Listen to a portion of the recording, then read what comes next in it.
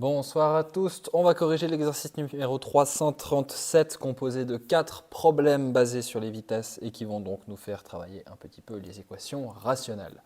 Le premier me demande deux voitures parcourent une distance de 30 km. Une voiture circule à 5 km/h de moyenne de plus que l'autre et son temps de parcours est inférieur de 5 minutes. Quelle est la vitesse de la voiture la plus lente? Donc je commence par me représenter un petit peu ces informations avec un petit dessin.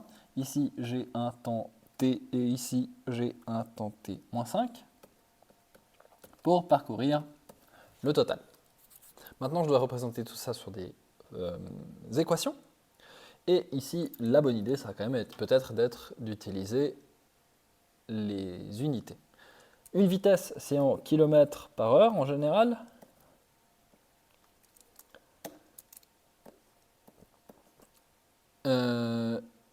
Une distance, elle est de 30 km, ça va, pas compliqué. Et pour avoir ce que je veux, il faut que je multiplie la vitesse par le temps en heures pour avoir une égalité qui physiquement fasse du sens, puisque kilomètre divisé par heure fois heure, ça annule les heures et il reste des kilomètres. Donc ici, rien de trop compliqué à comprendre dans le concept. Donc, maintenant, on a la vitesse de la voiture lente. Pour la voiture rapide, j'ai une vitesse de V plus 5 km/h, ça c'est bon. Et pour ce qui concerne la vitesse, le temps de parcours, j'ai T moins 5 minutes. Mais je suis en train de calculer mon truc en heures ici.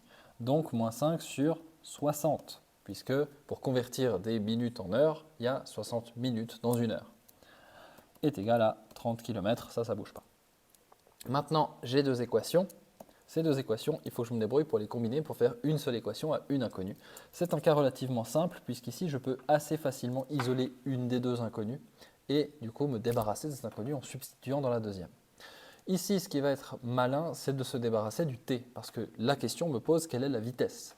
Donc si je mets t est égal à 30 sur v, eh bien l'équation qu'on déduira n'aura plus que du v comme variable. Donc je vais isoler t avec 30 sur v. Ce qui me donne dans l'équation 2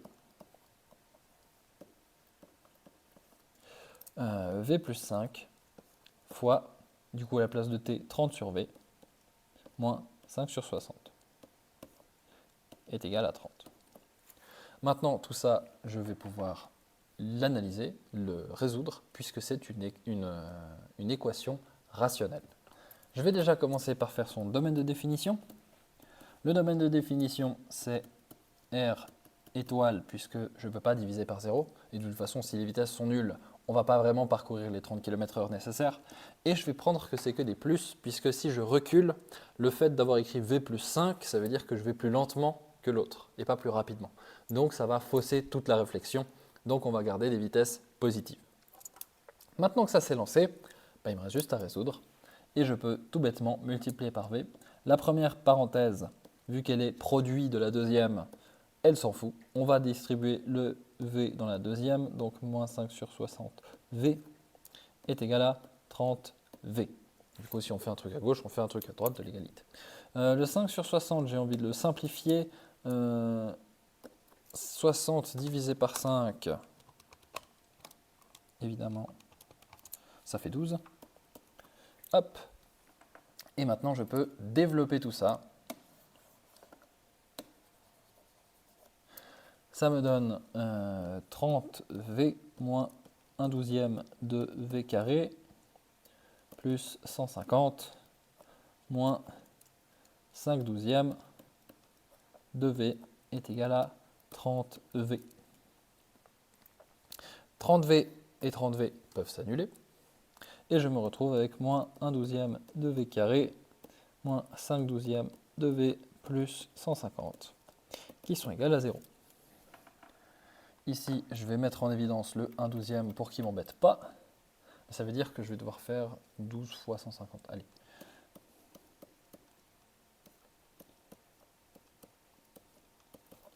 « 12 fois 150, ça donne 1800.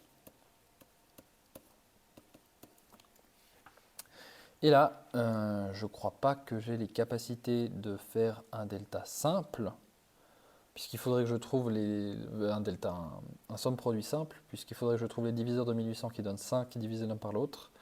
Et donc il faut que ce soit des chiffres proches et je n'ai pas les capacités, donc je vais faire delta. Ça fait moins 5 au carré, plus 5 moins 1800, parce que j'ai mis en évidence un moins ici. Donc plus 5 moins 4 fois 1 fois moins 1800. Ici, pas de secret, je dois utiliser la calculette. Ça me fait 7225 que je pose en racine et ça me donne 85. Maintenant, on fait moins b plus ou moins racine de delta sur 2 fois a. Dans le cas plus, ça me fait donc 85 moins 5, 80 divisé par 2, 40. Et dans le cas moins, ça me fait 90 divisé par 2, moins 45. Évidemment, la vitesse de moins 45 est absurde, puisqu'on a dit que si les voitures reculent, ma prémisse de base de dire que la vitesse est plus 5, elle est fausse. Donc il me reste 40 km/h.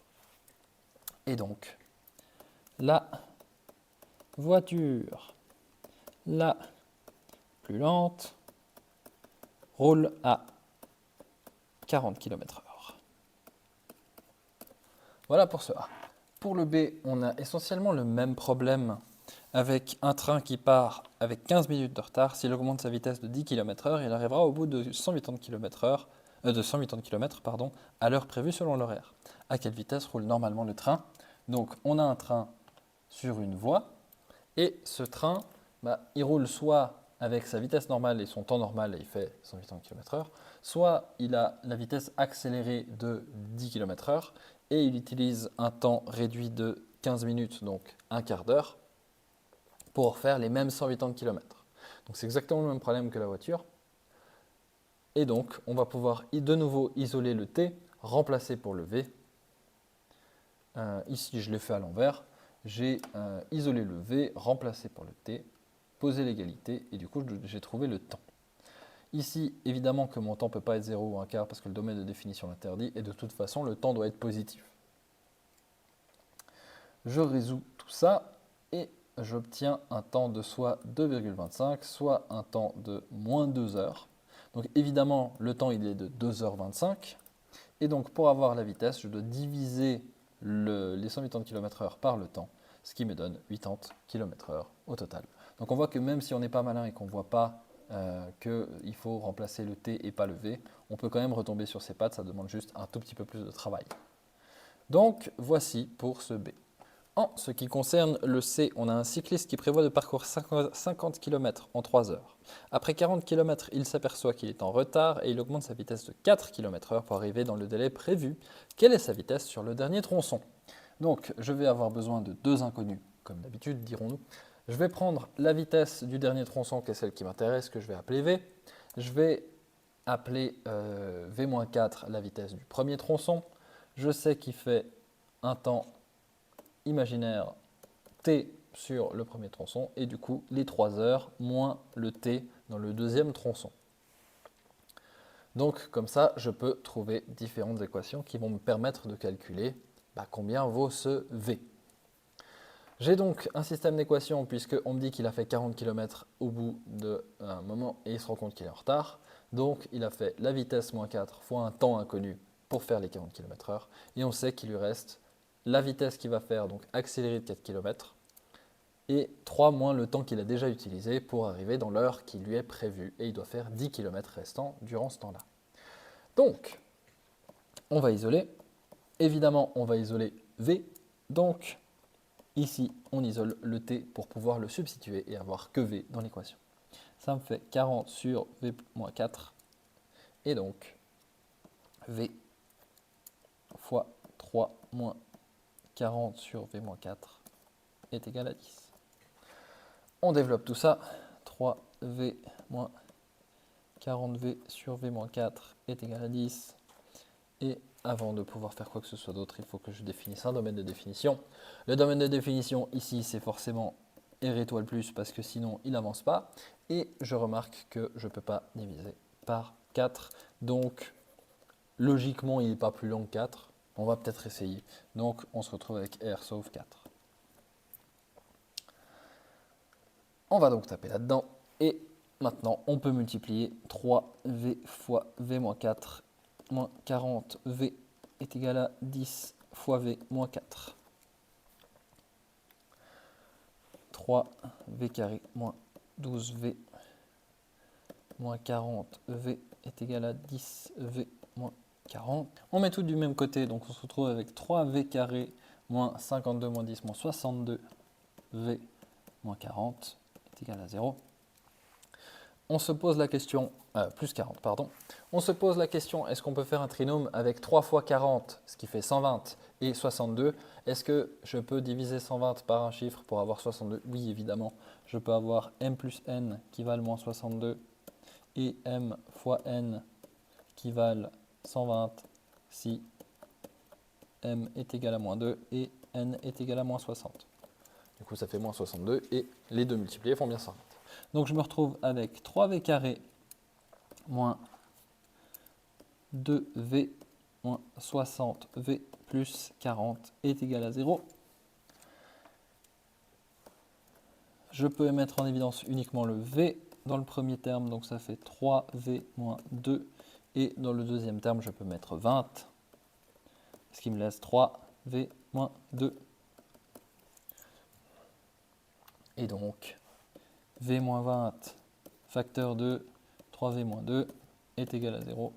Soit mon cycliste a été à 2 tiers, soit il a été à 20 km/h. Ici, le contexte me dit que je dois faire 50 km en 3 heures. Si je fais le dernier bout du parcours en ayant accéléré de 4 km/h à 2 tiers, ça veut dire qu'avant je reculais. Et donc c'est pas possible. Donc le 2 tiers, il est absurde. Et donc le cycliste roulait à 20 km/h.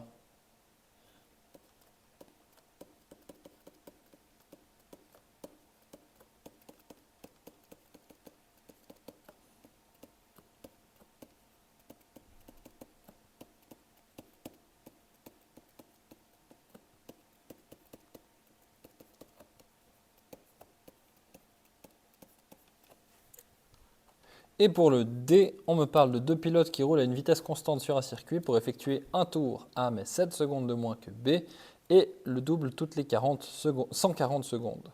Combien de temps met A pour effectuer un tour? Donc je commence par me faire un petit schéma pour m'aider, j'imagine A et B, je les vois tourner sur mon circuit. Je me dis que je vais avoir besoin de la longueur du circuit, de la rapidité du tour de A puisque c'est ce que je vais chercher, combien de temps met A pour faire un tour, et de la vitesse respective, donc VA sur la vitesse de la voiture A et VB sur la vitesse de la voiture B. Ça me permet d'avoir trois équations qui dépendent toutes de la distance et comme on l'a vu dans le 336, on va pouvoir simplifier cette équation de sorte à avoir une seule équation à une inconnue en faisant quelques petites tribulations. Donc je vais déjà faire dépendre la vitesse de A avec la distance et le lap time. La même chose avec la vitesse de B, mais du coup son lap time plus lent de 7 secondes. Et après tout ça, je vais pouvoir le remplacer dans la troisième équation.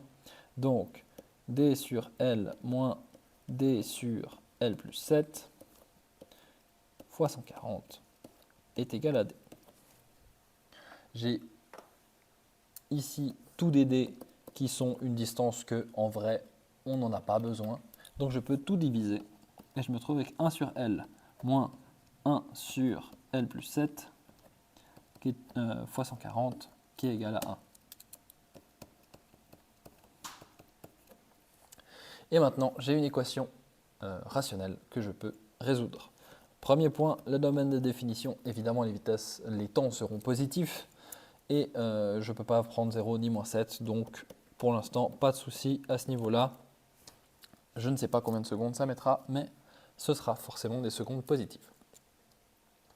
Je mets tout sur le même dénominateur, donc je me retrouve avec L plus 7 moins L sur L fois L plus 7, le tout multiplié par 140, est égal à 1.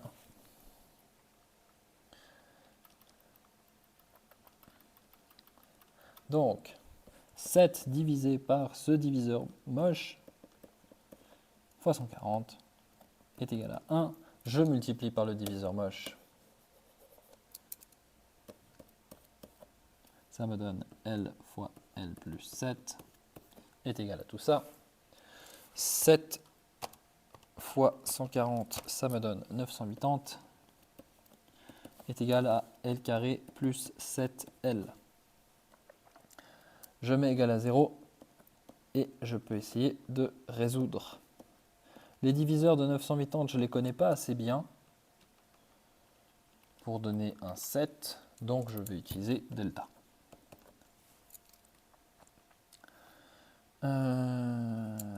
49 plus 4 fois 980, 3920.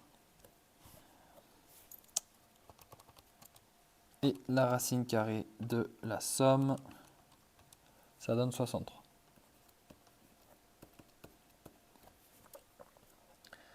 J'ai donc moins 7 plus ou moins 63 sur 2. Évidemment, la réponse négative sera fausse, mais bon, tant qu'à faire, calculons-la. Ça fait 70, ça fait moins 35 secondes. Bon courage. Et l'autre, 63 moins 7, ça fait 56 divisé par 2, ça fait 28 secondes. Donc, la voiture met 28 secondes à faire un tour.